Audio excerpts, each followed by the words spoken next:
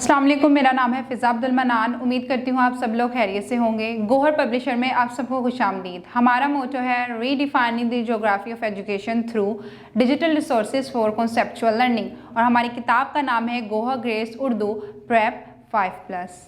जी बच्चों, सफ़ा नंबर 37 में हम शुरू करने जा रहे हैं य ग हर्फ इल्लत से जोड़। लेकिन उससे पहले हमारे पास कुछ हदायत हैं जो साजा के लिए हैं, जो कि हैं बच्चों को य से शुरू होने वाले अल्फाज और इनके जुमलों में इस्तेमाल की मज़ीद मशक़ करवाएं।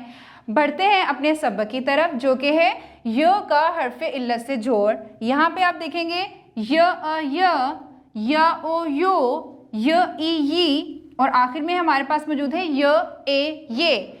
बढ़ते हैं आगे, अल्फाज पढ़ें। हमें क्या पढ़ना है? यहाँ पे अल्फाज को पढ़ना है। चलें जी, देखते हैं। सबसे पहले हमारे पास क्या मौजूद है?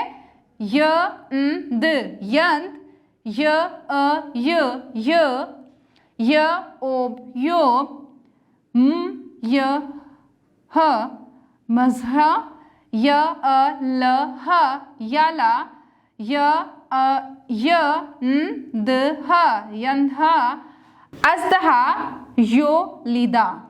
बढ़ते हैं आगे, अल्फाज का जुमलों में इस्तेमाल। अब हमें क्या करना है? यहाँ पे अल्फाज का जुमलों में इस्तेमाल करना है। सबसे पहले हमारे पास मौजूद है यंत। बुजुर्ग को यंत भी कहा जाता है। यालाबारी, बाहर यालाबारी हो रही है। यज, ऊंट के चारे को यज कहते हैं।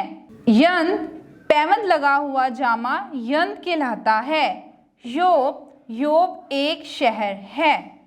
जी बच्चों, उम्मीद करती हूँ कि सफ़ा नंबर 37 पे आपको य का हर्फ इल्लत से जोड़ समझ में आ गया होगा। किसी बड़े की रहनुमाई के साथ इसको दोहराते रहें ताकि रवानी बनी रहे। अगली वीडियो तक के लिए अल्लाह हाफ़िज़।